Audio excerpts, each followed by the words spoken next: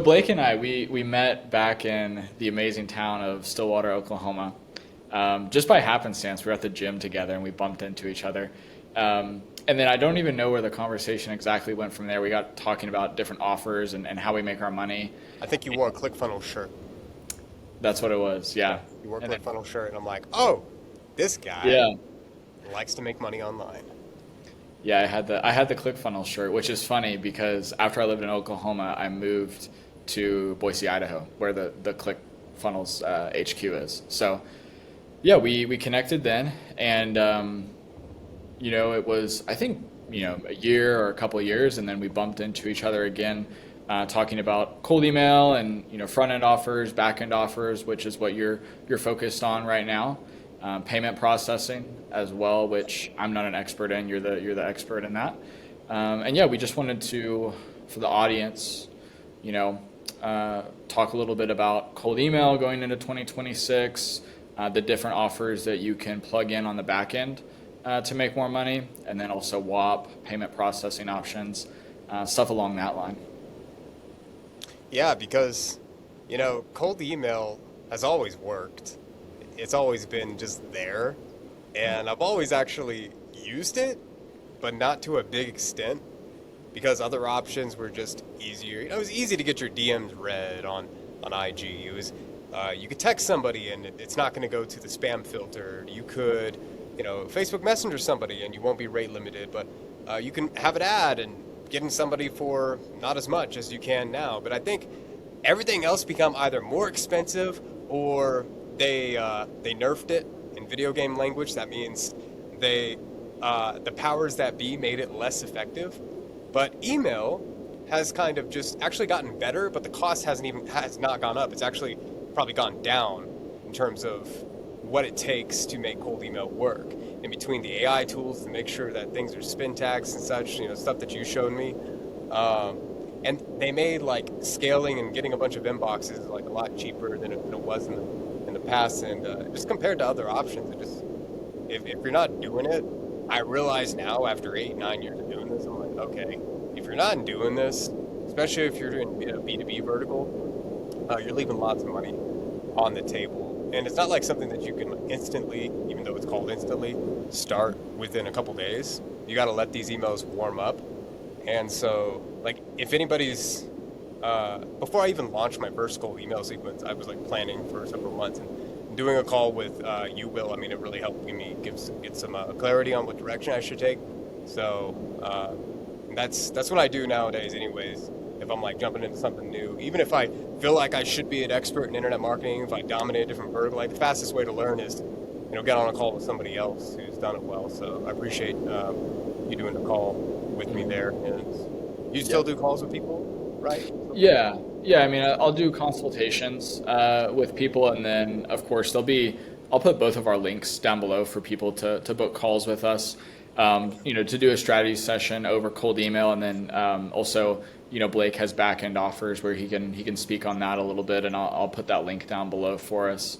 But to your point with instantly, not only is it the name of the software, but I think a big roadblock I see a lot of people getting into when they start cold email is they overthink it and they think that they need to have all of this, private infrastructure and just a ton of domains and like the best data out there. And while, running cold email at scale for like some of our clients, that stuff does matter and you do need to have that. But if you're just starting out and maybe you're a one man or a two man business and you're wanting to generate more leads and more calls, you can quite literally just go to instantly. You should be able to start with a free tier and you can get your domains from Pork Bun for extremely cheap. You can get set up. There's a multitude of different, very cheap and affordable inbox providers that are high quality too. They have customer service. And so you can spend, less than $100 per month to start sending out some cold emails. And then even at scale, I mean, the most that, some people are spending is like a few hundred per month, and they're still able to book calls with, their ideal clients, relatively large clients as well. And it just comes down to a math equation at the end of the day. The offer quality matters a lot for the front end.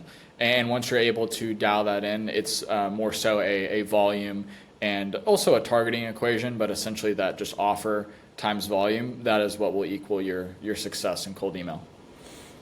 I see. Yeah. The I'm learning new things every day when it comes to cold email, and I wouldn't be as serious about it if I hadn't seen the results firsthand um, at scale. Because just for background, everybody who's watching this, the reason why I launched Backend Offers and why I'm consulting brands on it is because I see so much of what's working, having been a consultant for Whop for over a year. Whop is right now the largest. I mean, they're larger than Kajabi in terms of payment processing. They're larger than School, and they process payments for not just course creators, consultants, and agencies, but for a wide variety of businesses. Think of tax planners, call centers, supplement companies, weight loss clinics, lots of different types of businesses, both online and offline. And the real moneymaker, though, is like the financing options that they got. And so, folks who are currently still on Stripe, you can usually just get a Klarna or an Affirm. But like my buddy Ryan Clogg, who he has a Warrior Babe offer, he's blown up pretty quickly on the scene because he's been scaling that puppy. And I think he had an Affirm for, like he had an internal Affirm deal, and then they rug pulled him. They took it out from underneath him because he had too many deals on 2-year plans, but his program was only 1 year. So even though his audience, he was like, oh, well, he was probably selling it to 20-year-olds who couldn't pay their no, he was selling it to 35, 40-year-old responsible women who were just trying to lose weight and optimize their hormones. And even those people who historically are really good about paying their debt off, they were contesting the Affirm support about the paying this next year of payments that on a program that they didn't even decide to continue with. Yeah. So if for that instance, for that example, for really tightly run business, they got great CSMs, what do you think happens whenever you got Miami balcony boy flex offender tatted head to toe, not fulfilling, not really caring if he misses a coaching call, using half of his sales are buy now, pay laters. They're using Affirms and Klarnas. When that's disseminated throughout the industry, you get something that was the backbone of many people's businesses in 23, 24. Now in 2025, it's really hard to get these BNPLs. You have to go through a vendor like Whop, because Whop is what's considered the merchant of record. Now, they used to be just like a Stripe Connect wrapper, okay? So Whop is venture capital backed by Peter Thiel, who's co-founder of PayPal, co-founder of Palantir. Yeah. So we can't joke about him at the office, or else we'll get in trouble. I actually don't know that to be true, but you have Checkout.com, which is co-founded by like this guy who's like in Switzerland now, living his life, and it's like one of the largest checkout. I think they run the checkout for eBay at the moment. They're like denying that, they're paying processing for it. So raised around $70 million and got an initial core group of like people who were responsibly using the merchant processing.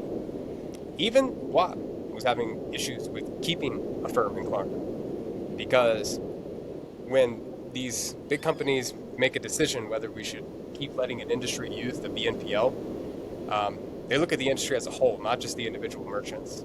So other people's bad behavior spoiled the fun for everyone else. It's like if you grew up in high school between the time of like 2013 to 2016, like I graduated in 2016, man, like there were so many new rules that made high school just not enjoyable anymore compared to like the early 2000s. Yeah. You know, and it just, there's things that the minority do that spoil the batch for the rest. And that's like it for anything. The regulators, for example, in the industry, I grew to $1 million a month. There's just one offer I did $2 million a month with for about four months. On that fourth month, we got a letter from the SEC And what else happened that month? Robinhood, Citadel, the whole Black Swan event that basically rug pulled all the people that were investing into GameStop. Okay, I use the word investing loosely, but GameStop, Yeah. AMC, all that. People lost trust. Like people just they saw the money rise and fall and all that. And what happened is the SEC, the feds, they like investigated every single influencer, and the ones who were actually making money, they wanted to get even more information about. So what happened to my co-founder? He didn't he was so uncomfortable having the SEC snoop around because they didn't want him to give personalized financial advice without a license, and it's not like we were doing that. We were financial publishers, but he wanted to shut the high ticket operation down, which means the 8 coaches on staff that we had paying 8 to 10K a month had to let those guys go. But we had 1 to 2 year contracts with these clients, so it's kind of weird. We had to refund all these people because the SEC and such. So building the wrong back end can break your back. That's what I realized, because this was the back end, was this high ticket offer. We built this really impressive, low ticket, simple Discord group that people could subscribe to for $120 a month. Low refund rate, almost no chargebacks, really good situation. And then you have massive business problem after a massive business success. And that kind of just demoralizes you to even continue in the vertical, which is kind of what happened to me. I fucked off from Vegas to Puerto Rico, and I'm like, all right, I'm just gonna take it slow for a little bit, focus on my health, because I was skinny and having gut issues at the time. And throughout that time though, I would consult with a bunch of different offers, a bunch of different people. I never advertised myself from a personal brand. I felt so fucking handicapped. I could not scream from the rooftops, hey, I did $1 million a month in this offer. This is everything that we did. This is all the ways that we fucking killed it. I wasn't able to build my fucking personal brand because the SEC was breathing down our neck investigating us. Yeah. So, and now I see guys nowadays on social media, they would have a client they do really well with, and they would just talk about it on in. But damn, they're getting so much growth and so much traction. If I would have done that back then, it was several years ago, so it doesn't matter now, but if I would have done that back then, probably would have been able to grow the audience faster. I just can't. I'm literally handcuffed to not keeping my mouth shut. Yeah. So I just literally have to work the back end and never be the front end guy. Mm-hmm. So, but through all this relationship building, Whop recognized that I had built a modest network. What they did is they looked at your Instagram, everybody that they hired to do this, like what I did. They would look at your Instagram, they would see who follows you. And if enough people followed you that were within their contact list, their target list, they would pay you to then give them, hey, we need $1 million a month of new gross merchandise volume on the platform. Please give us X amount of intros a week, however you can, to your network. Here's your starting retainer. Mm-hmm. And that's how we got started there. And ever since then, we've moved to a profit share model, which works a bit better because it's a 50-year profit share. And it has me thinking about investing into outbound systems a bit more, like cold email, and it's been working well. Because if I land a client that's doing $1 million a month, depending on how healthy their business is, and if they keep doing that, that could be between 8 to 15K a month in profit there. Because you have especially if they're using financing options, buy now, pay later. Mm-hmm. So that's my professional case study right there in a nutshell, and kind of a forewarning, hopefully valuable for people listening to this. If you're going into certain industries, you might get wrecked by the regulators or scared. Because if we were more courageous and informed, turns out we didn't do anything wrong. Turns out we weren't suable. Okay, at all.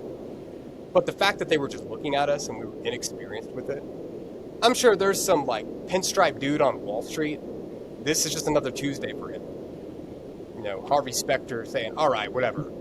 They don't have anything on us. We're just going to keep business as usual. Yeah. But it's a little scary. It was your first time with something like that. It's different. I can't say that I've ever been through anything like that. There's been like when I first got into B2B, just some instances where like you have to be very careful with NDAs and certain agreements because like we were selling into like billion-dollar law firms to do their translation and interpretation for very like high level overseas like court cases and stuff. So we just had to tread lightly there with certain clients, but like nothing like the SEC like looking into us or anything. So that's really interesting. And like, how is cold email in Europe too? Because I got some emails back from people saying, "Hey, don't email me. That's against the law," or something like that. Yeah, I mean, honestly, so a lot of people ask me about the regulations and like can spam.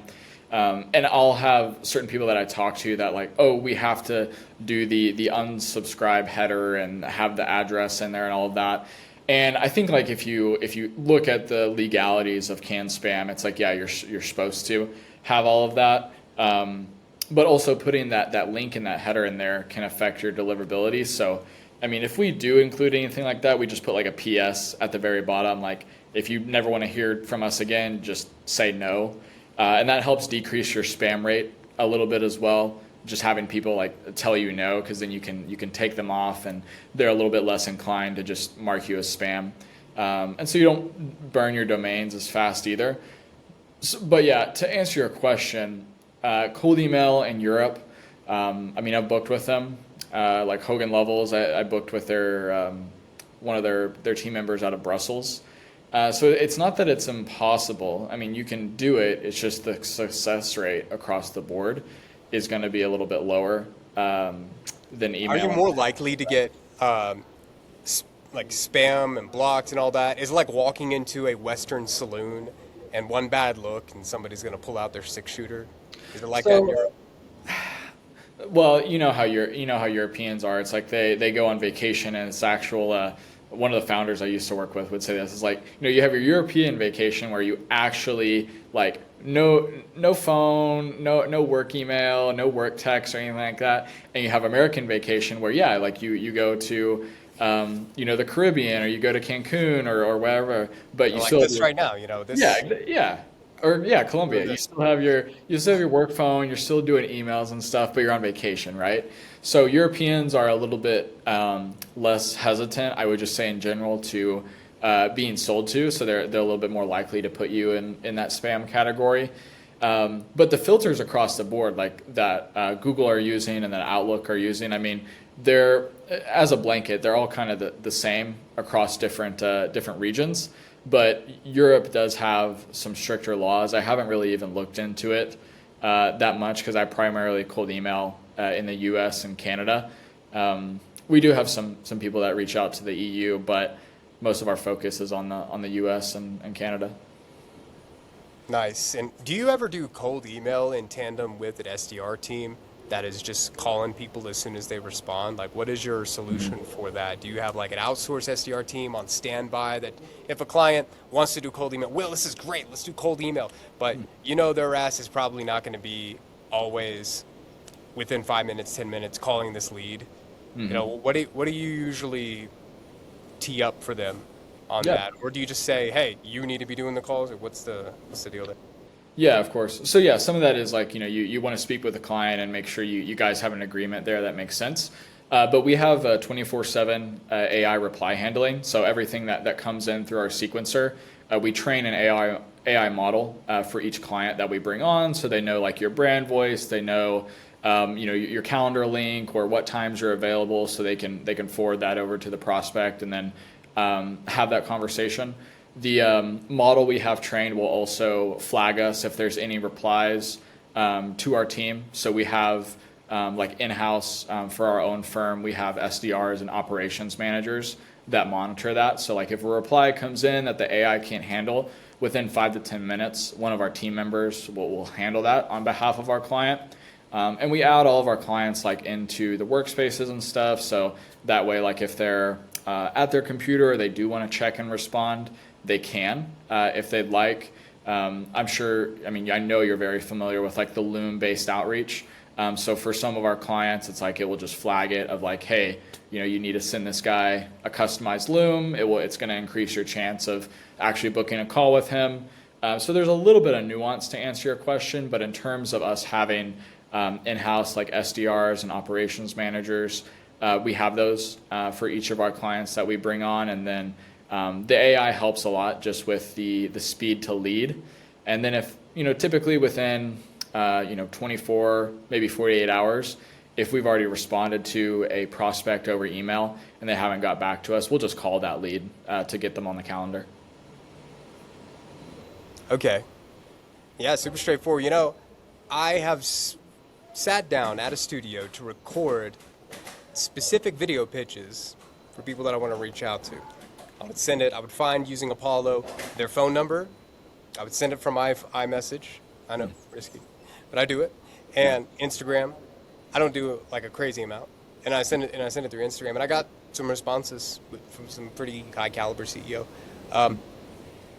There's another part of it though where from your data, should every brand, if they have the capability to send a video, use that strategy? Basically, yada, yada, yada on the first email, cool if I send the video over? Or I made a custom video showing you, cool if I send the video over? Does that work a lot better than really any other cold email strategy? Or what's the consensus on it? Yeah, no, good question. So I would say that, especially going into 2026, people are going to want more of the Loom videos where they can see your face. They know that, hey, he actually took 2 or 4 minutes to sit down and record this. The biggest thing is actually the offer that's on the front end, because it's just math that trickles down, right? So like if you have a really strong front end offer where you can offer maybe a risk reversal or some type of guarantee, you have a really strong case study that matches that industry, that's honestly going to push the majority of the results, not dependent on the call to action of like asking directly for the call, hey, can I send over this PDF, or like proposing the Loom video. From what I've seen, the Loom video based outreach is working the best. If you can, ideally what you do want to have is like a very strong front end offer and just ask directly for the call, because it obviously reduces the amount of steps that it takes to get to that discovery call. But yeah, I mean, Loom-based outreach, it's going to become even more popular, I believe, moving into 2026 with just the rise of AI. I think a lot of people are also going to start that are like newer to cold email. Maybe they've never done it before. I think they're going to start, but the barrier to entry with real success with cold email is going to get higher because of that. Because like the people that are like just going to GPT and they're like, write this copy for me. They throw it in really quick. It might be a little bit sloppy. I feel like those guys are going to get, maybe cut from the team is the right way to say it. But I just don't see a lot of success with the lazy approach. You have to have a good offer, and then you do have to offer something in terms of like free work or like a custom Loom video for them. That helps your closing percentage as well too, right? Because they've already seen your face once. Get a couple more videos in the call booking funnel ahead of time once they book the call with you to help the watch time they have before they actually speak on that closing call or discovery call with you.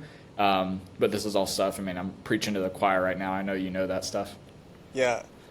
Well, what's interesting is you have people with businesses out there that have low ticket offers. They have lots of people who just maybe bought supplements from them, or they bought like a mini course or something.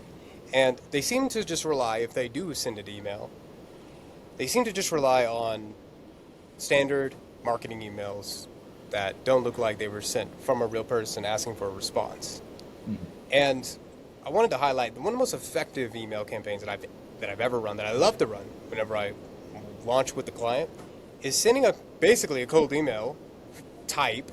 It's not cold though. It's just, I'm sending an email to you to get a response to talk to you, but you've already paid me money before. So let's talk now further how we can help you. And I don't send it from like the MailChimp or the Active Campaign.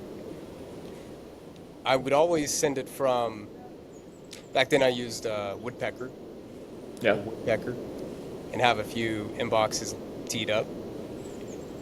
And I would primarily use that and try to go for like the top buyers in the list and try to sell them something on the back end. So in terms of like marketing a back end offer, that's how that's like one of the first initiatives that I do. Of course, using like the standard Active Campaign MailChimp stuff is still effective. But the email is kind of like the same, just reply based. Yeah. Going to hop on a call and all that. Do you find, let's say you don't mention the video in the first email at all, but somebody disagrees, they just say, hey, I'm interested, let's talk about it. Do you find it to be more effective instead of just like only booking the call, going through the extra step, making a video, then sending it? Like, hey, in advance of our call, I just put together this video just to quickly describe, again, the process and how it works and all that. Like a pre-call video on high ticket offer that you would expect from like, standard guru cold traffic, right? Yeah. Yeah. Pre-call video, except this one's personalized to you. The confirmation call video in the funnel. Yeah. Yeah. Yeah, 100%. I think, even if they agree to the call or anything like that, right? Typically, what we do for our clients is we'll ask them, for the industries we're going after for them. Some of our clients just have, 3 or 4 ICPs that they work really strong inside of. So, like for example, our client Riley, he does like personal branding and like content strategy for a lot of real estate agents. So we had him record a standardized Loom video over content, personal branding, but it's obviously tailored to hey, he's pulling up this dashboard. This is what we did with this real estate agent. We can plug this in for you. This is kind of what our workflow looks like. We'll see you on the call. So that really works well to tee things up nicely, and it just shows that you're. It shows, one, that you care, and then 2, that like, yeah, you are indeed that industry expert. You can quite literally pull up the analytics and the dashboard and walk them through that of like, we're doing this in real time. This is not, a hypothesis. This is not like us ideating about how to maybe do it for you. Like, we have the blueprint, and those are the clients that are also the best to work with, that have the case studies. Additionally, what I got from that explanation is, as the person's watching the video, they understand that if they choose to get on the call, they're not just getting on a call with a sales rep. They're getting on a call with an expert, somebody who can actually give them intel that they haven't heard of before. And so it could at least satisfy curiosity, showing up to that call. I like to say in my video pitches, or like the videos beforehand, hey, and like, look, the worst thing that could happen is you get on this call, I show you everything to do, and you want to do it yourself. Run off with the information, you want to do it yourself. And cool, you can do that. It'd be faster if you went with me. You'd probably do it better. And by the way, if I can't work with you, I will suggest you some resources to help you with your problem. Yeah. So. Exactly. How do you, for anything on the front end, I want to talk about backend a little bit more too, but what are kind of your recommendations or maybe your thoughts on just reducing that sales resistance? Because everybody has that, right? Like when you... 1 second, Will. 1 second. Okay. Yeah.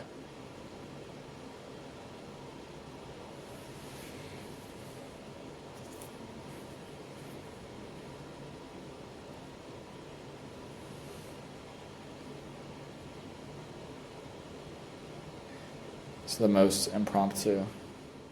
All right, are we back? Yeah, we're back. Okay. So I was going to ask you, what are kind of maybe your go-tos or your recommendations for reducing that maybe early sales resistance when you first get on a call with somebody? Because I know I've seen founders do this, is like they either take the approach of like super bubbly and like, oh, the weather is amazing today, and talking about that kind of bullshit, or are you just very direct and you're like, okay, here's what we're going to talk about today, let's get into it? Yeah, I'm usually like, howdy. I don't talk about the weather. Um, if I do some build report thing, it usually has to do with the topic at hand. Yeah. Like, uh, I usually don't ask where they're at anymore, unless I know for a fact they're in New York or somewhere that's relevant to something that just happened. So if somebody's in Florida, like, oh, you're out in Florida? Oh, sweet. I'm actually going there next month. There's this financial publishing event going on. Like, there's an event going on that's relevant to their industry. Smart. Yeah. Or maybe you don't even have to go to it. You just say, oh, I heard there's an event going on there for, your industry.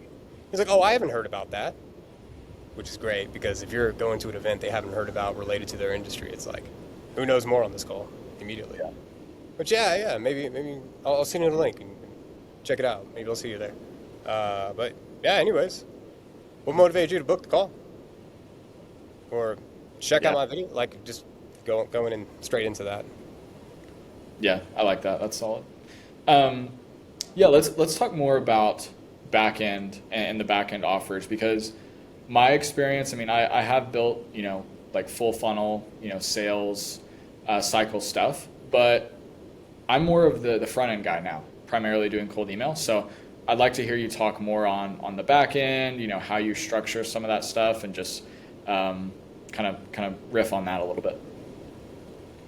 Yeah, so step one is researching if you need a backend and then what does the backend got to look like. And so you look at the people who are way ahead of you in the same business, and if they have some sort of backend, you may not even know it unless you bought from them. So try buying from them and see if they like try to get you on a backend. Now, if it's like a super high ticket thing, like a 6K program, it's like maybe you don't got to do that. But you could always just hit up the sales rep and figure out, hey, is there something more intimate and deeper that you guys work with clients on outside of what you're just trying to sell me on the front end? So that's one path of research. Second path is actually talk to your customers if you have an existing pool of customers and survey them. And if you're a founder, actually talk. I was talking to my buddy Icon. He runs an events company, but he also launched a Poppy replacement that's effectively going to be cheaper. So it will help people create more content using AI. And he got like tons of low-ticket users, and he wasn't calling them, wasn't talking to them. And his backend is effectively a lifetime offer for now. But ideally, he has other backends that make him money. But just the backend in his case is buy more of what you already got for a longer period of time. And so I told him, how about you talk to them and actually like figure out what would make it worth it for them to pay for the lifetime or for the annual. Because maybe it's not more of what they already, maybe it's not just a longer time for what they're already paying for. Maybe they get some additional bonuses. Or there's gaps that are not filled that you could create for them. Like maybe they have a customized brand session that one of your teammates does for them to give them a good like starting off point, or like a customized consult call. Or in the case of, say, like any type of software brand, I think Alex Becker was talking about this on a YouTube video. He was doing when he was first launching Hyros, which I was one of the first customers of Hyros. He was taking all the phone calls because he needed to know how to price the thing. Yeah. He needed to know that if he was to sell people on whatever price point, that over the next couple months, they get success with it and they're going to want to stick around and what to sell them next. He wasn't particularly focused on figuring out what to sell them next. They have other things to sell them now over at Hyros besides the tracking, the ad tracking. They have like a Air AI thing. But yeah, like talking to your customers, and I got a framework actually that for people who want to get serious about their backend, they can book a call with me and I'll share that entire framework and we can figure out the exact questions that you should be asking your people. So that way you maximize this, because not everybody's going to sit down for like an hour, agree to an hour commitment. Your customer who only bought like a $10 thing from you. You got to be able to try to get this info quick. And then maybe you don't got to do a full call. It was just back and forth with them over voice note over IG. If you have like a company Instagram and you want to talk to your customers, talk to them through IG and figure out it that way. But the process involves getting them to raise their hand and agreeing to basically buy the thing that you propose to them. That's going to truly validate the research. It's not just saying, oh yeah, that would be nice to have. It's not just determining what they view as nice to have things. What are the wallet out inducing things? Where does the credit card come out? Yeah. That's whenever it really matters. And maybe you weren't asking the right questions. You did your research, and then you go to launch, and then you're like, crickets. Mm-hmm. Yeah. You failed to do your research. Yeah. Mm-hmm. Yeah, that sounds. It's almost similar to the market research you can run on the front end. So what we'll do a lot of the time, if it's and I really don't take on that many of these clients, but if it's somebody that they haven't found product market fit yet, and they're very new to market, like they have no revenue, they have no existing customer base whatsoever, really nobody knows about them, right? Cold email is essentially the fastest way to test that offer at scale to see if it has what I like to call offer message fit or even message market fit.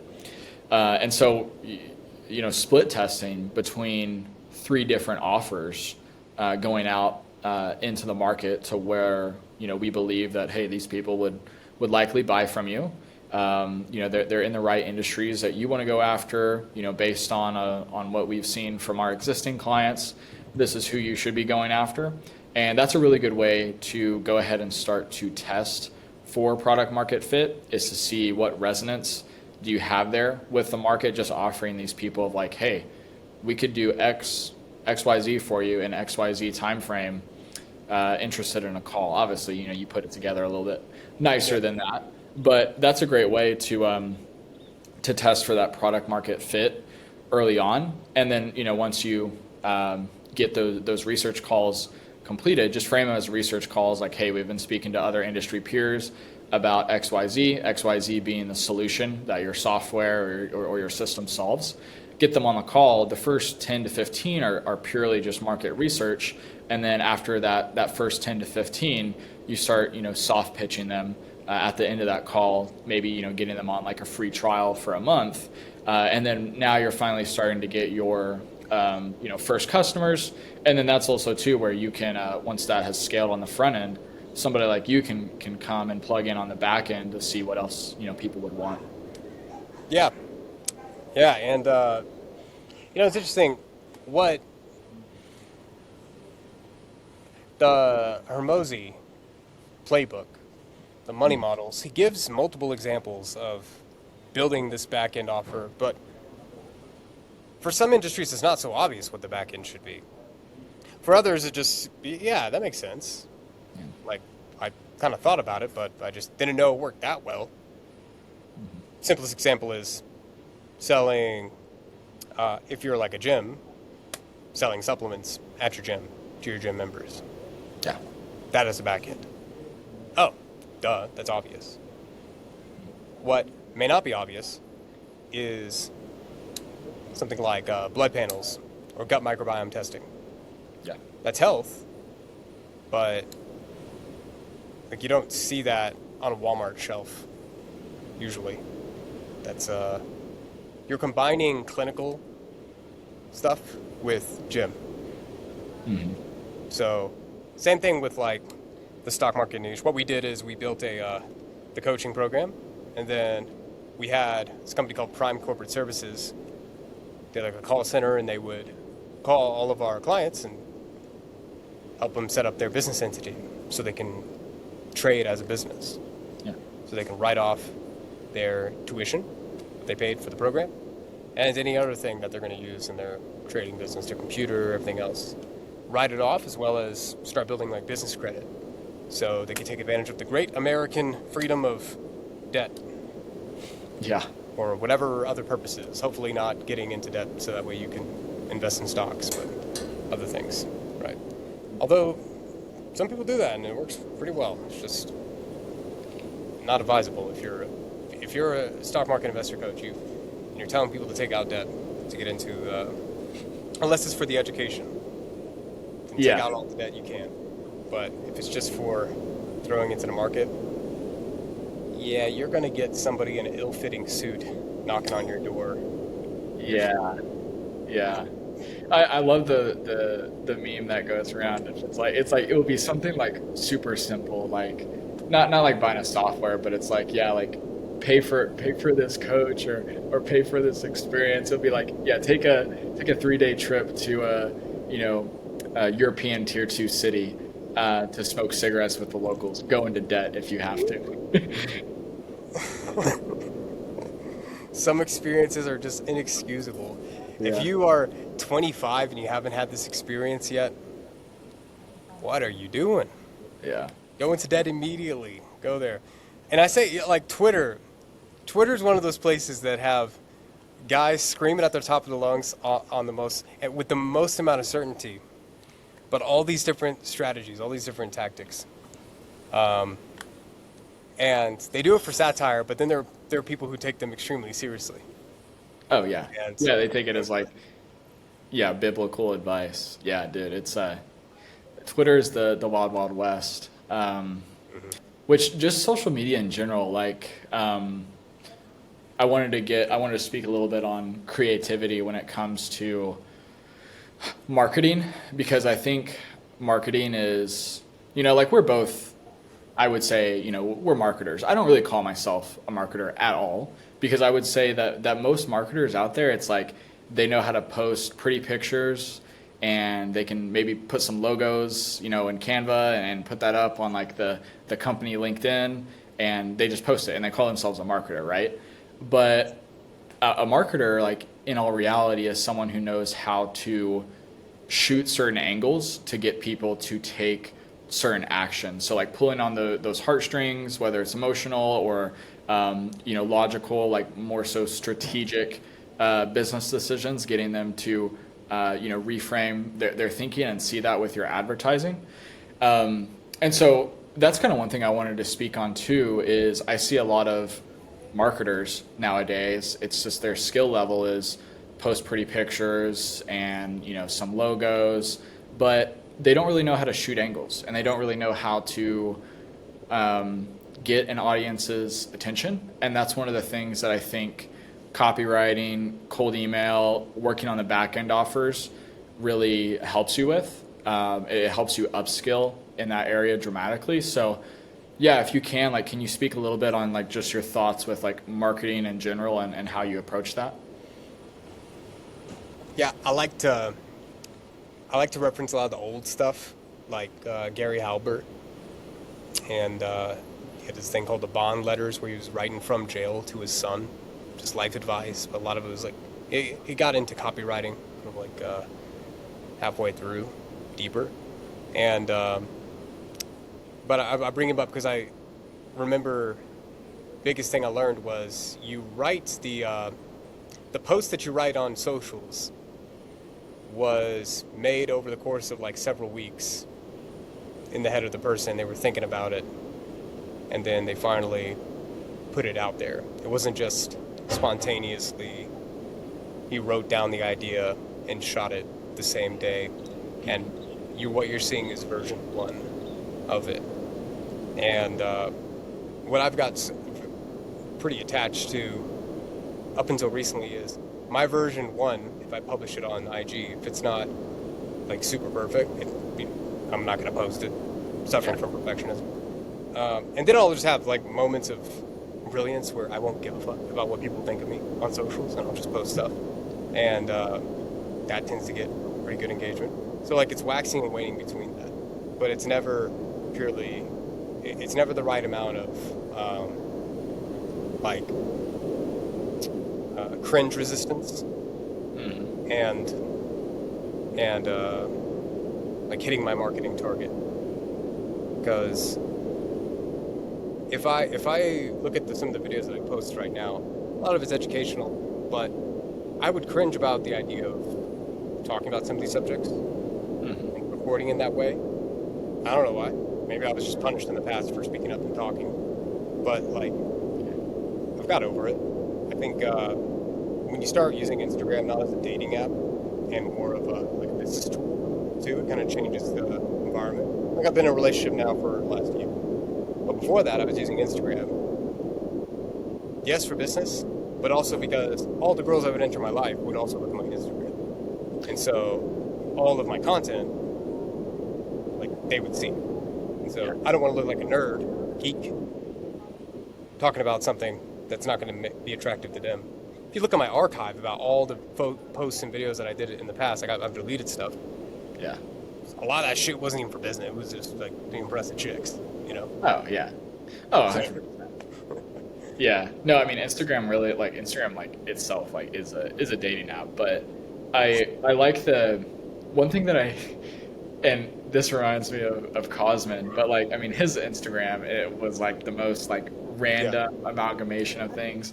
But I think just like content in general, marketing, I think it's going to take a trend in 2026, moving a lot more towards just like even like taking a video like this, or maybe like a video where I'm like on a Miro board or explaining cold email and posting that on Instagram as just like a 5 minute reel.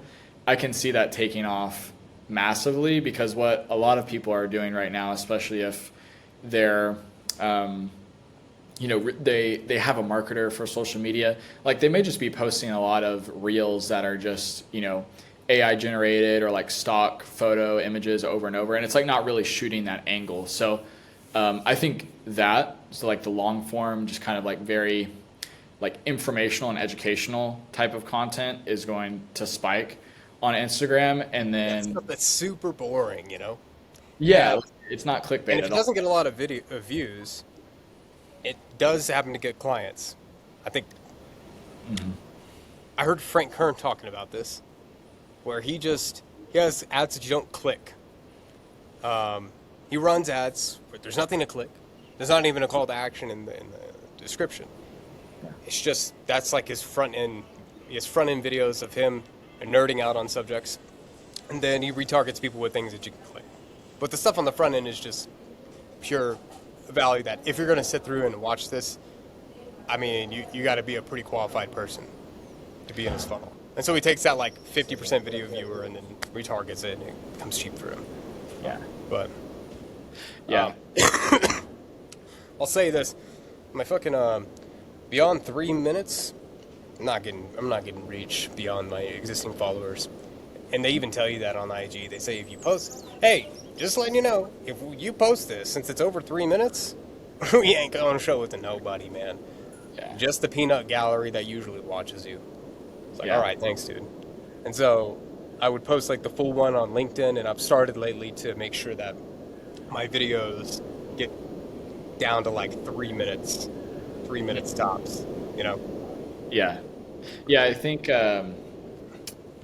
well, your point there with like the ad being a certain length, I do the same thing with white papers. Like there was a like CMO, this guy's like 45, probably 50 years old, tons of experience, right? Experience. And he's, talking about, well, your white paper is just a Google Doc. Like, how do you think that's going to convert? And I'm like, the whole point is that like the people that I want to buy from me and the people that I want to work with, they're going to sit there and read a 50-page, Google Doc that's like drawn out at like like an actual deep level, compared to like, maybe the 3 slides that I could like put up on a, website inside a Framer and make it look super sexy, which, we did build a sexy kind of SaaS style website anyways. Go check it out. The link's in the bio. But the whole thing is like, yeah, like download our white paper, and it's a 55-page Google Doc, so. Yeah. And like, some people will look at those docs and be like, oh, it's probably written with ChatGPT and such, and like that's what I would assume these days, which is unfortunate because of geniuses like Nick Cosman, who put out long theses, Yeah. this is before the drugs, but would put all that info out, and you'd think he was a genius. It's like, wow, no LLMs existed back then. Now if somebody does that, it's like, all right, bro, you fucking like. And the sad part is, you could have verbalized and said everything that's in that document, and even written it, and you just use GPT to like organize it a bit. But people are still going to be like, AI lump. So you got to, from what I've seen, like make it fancier for them. Like use a mural board as an example. Kind of canvas out your ideas. At least that's how it is in info guru space. Coaches helping the other coaches and People love like the Miro boards. I do that for a lot of my YouTube videos. I like doing that, is like quite literally just drawing it out and kind of mapping it, even if it's like just like one step under the other in a column. It's like, okay, first do this, and then you're gonna go do this. And even if it's like, yeah, you could use like because you can just talk to GPT and be like, okay, this is what I do, blah blah blah blah blah. Talk to it for 5 minutes, and then it will spit that out. And you can rearrange that and rewrite it a little bit and plug it in to where it makes sense. But people just want to see that you put in some individualized effort. I think that's the biggest thing for the new year too, is everything we've spoken on, the Loom videos, the voice notes to your customers over IG to help with the research for the back end.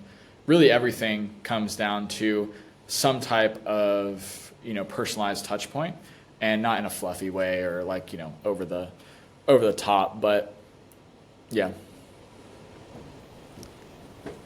Is it just me, or when I read something and I see like the tail signs of GPT intervening, like contrast framing?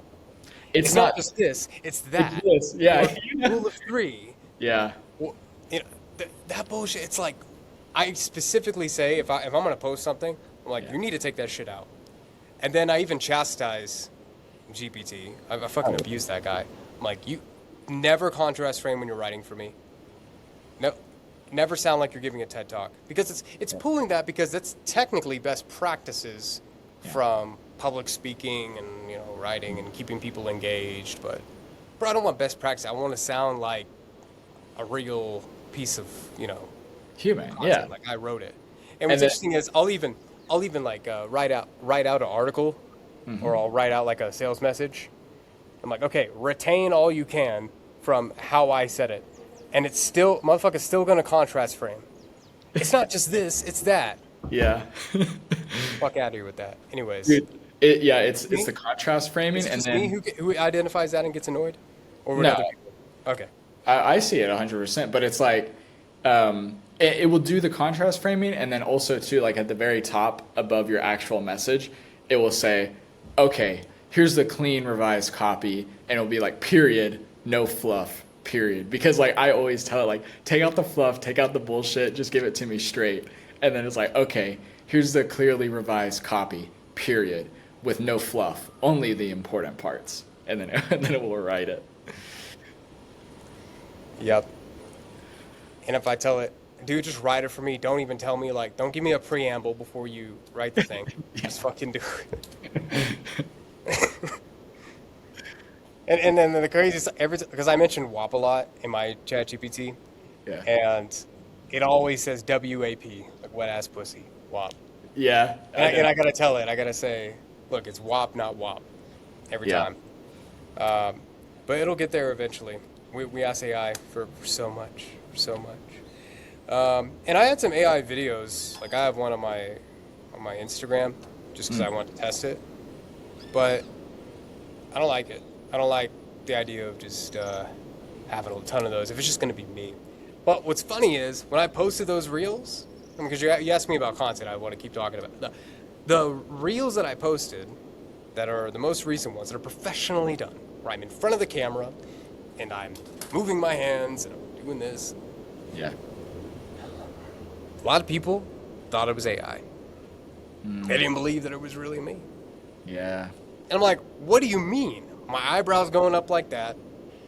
I got my hands like that. I'm being expressive. Yeah. My hand motions match perfectly with what I'm saying. How is that AI? But I guess AI can do that now. it can do that and more. So, Yeah. I don't know. Maybe somebody will have like some special, because there'd be no way to like regulate it. But if there's like some special watermark that's like, oh, this wasn't generated with AI, like I could see that being a thing, of there being some, because I mean the whole nano banana, whatever it's called, pro has gotten really good. Where like all yeah. the e-com guys and drop shippers on TikTok, it's like, oh, generate me this 23-year-old girl with my product, and like it looks fucking real. hmm Yeah, I've seen some crazy examples. And will I use it in the future? Heck yeah. Yeah. I was I was at the Whop office and I was showing the Jack Sharkey, the CTO, whenever, what was it called, ARC ads kind of first came out. I showed him some Whop ads made with like some of these avatars. Yeah. I was like, whoa, that's gonna get scary good in a couple months. And it did. Will they ever use the AI ads? Probably not, because it's like a trust thing too. And there's a big advantage to like a founder being in the ads, founder-driven ads for any type of product or service. What are your thoughts on if you're running a cold email campaign and there's no paid traffic on a business right now? Yeah. Like, do you ever see paid traffic help with your cold email? I guess is the question. So the rule of thumb here would be the more established the brand, so along with paid traffic. So yeah, if someone's running, you know, organic content, of course, but if they're posting on Meta, Google ads, LinkedIn ads, there is going to be more traction because people will recognize the company name, and then even like the domain name, it will be like just a little bit off from the main website, right? And it will grab their attention. Sometimes like they're even like, oh, is this a scam? And that's like very rare, but like some people think it's like if you're working with a well-known brand, like very well known, like let's say you were running cold email for I don't know, like Nike, for example. Like if you're doing like B2B, trying to do some type of partnership, and like the domain names were like an offshoot of Nike, like yeah, you might have some people asking that. But rule of thumb, the clients that I see truly like just crush it out of the park with cold email, like they're hitting everybody on all channels, organic content, they're running ads, because like people get that email and then they start like looking you up and they're trying to figure out like, okay, who's the founder or who's the sales rep that's reaching out to me. That being said, if your offer is good, it doesn't even matter. Like we booked with SAP this week, and we sent that from like a stealth domain. The domain doesn't link to anything. It's like a generic name. So it all comes down to the offer. Like that's the strongest lever you can pull. Okay, and I mean that's valuable for like my next step in cold email, because I have a feeling I got a strong enough offer for the text. I'm basically like, can I finance your client contracts? Can I finance your equipment? Can I give you money for your customers to buy more things? Good offer. Can I get by with just these random frizzle frazzle quantum.com, those weird instantly domains that they got that you can just go in and, get a pre-warmed account. Done for you. So those are good for like if and I've used them before and booked meetings with them. They're good if you're like truly wanting to send, no pun intended, emails instantly. Like if you want to go down below right now, create an Instantly account and send emails right now, you can, if they're not sold out. With right? your affiliate link, right? Yes, with my affiliate link that I will get 20% of if you don't hate me. If you don't hate me, leave a nasty comment saying how much you hate me and Blake. But you can go down below, you can use Instantly, and you can start sending, right? That being said, ideally, you want to set it up the right way and have like, your own domains that are forwarding to your website and they're reflective of your brand. But really, like I think those are just little kind of tiny excuses that people make up to not do it in the first place. They're like, oh, it'd be too much work to do that, and it's really not. So, I mean, really, like I said earlier, it just goes back to the offer times volume. Do you have a good, strong offer for front end cold traffic, where you have, either proof that you've done it before, or you're making some type of claim that you can back up. Like if you are going to market for the first time, you're likely going to have to give some stuff away. Like it's just the reality that, and I've had to tell clients this is like, yeah, you're going to have to give away something for free, or you're going to have to do a risk reversal or some type of guarantee, or you're just going to have a really good offer, like it sounds like you do, where you can tell them like, hey, we want to give you money. So yeah, it comes down to the offer, and then just like start sending, like stop making excuses, just start sending and start testing, because that starts that feedback loop of this didn't work, but this did. Let's double down on what worked, and you just continue to iterate. Right on. Yeah.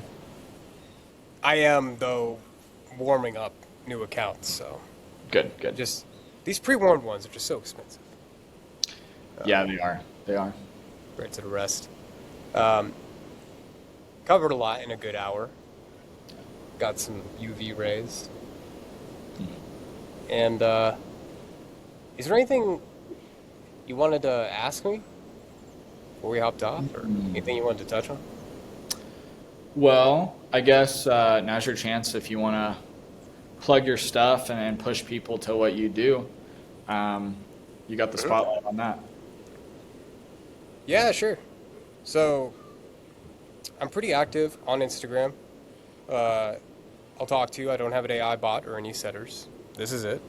Blake Yeah. Tovez. Okay. I cannot run ads from this, so you will not see me retargeting you.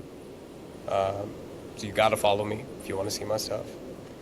And there's also a call that you can have for 30 minutes, only $100 for now. But you only get one opportunity, one shot. Don't miss your chance to blow. You have 30 minutes that you can talk about your backend offer. That's on backendoffers.com. Hosted on Whop. And there's a VSL that you could watch. That is not AI, that is me. And you'll probably make more money than the $100 you invested by talking to me. So that's a good deal. And I probably will follow you back unless you have an anonymous account. In which case I will not know who you are. And you should probably fix that. That's about it. Yeah. Yeah, solid. Well, dude, it was great catching up with you as always, and I think people watching this, I hope they gained a lot from it, because it was a pretty candid conversation, and I'll link all of Blake's stuff down below, so you can go there directly and find his stuff and book that call with him, and then also for my stuff as well. There's instantly links down below to sign up and get started, and then also too, you can check out our website withcyro.com. This is where we have private sending infrastructure for cold email to be booking with some of the largest companies out there. Like I mentioned, we booked with SAP for one of our clients this week. So we can have a call with you if we do feel like you would be a good fit for what we do. We'll extend an offer to you, and then if not, we'll point you in another direction for somebody else to work with. Sweet. Cool.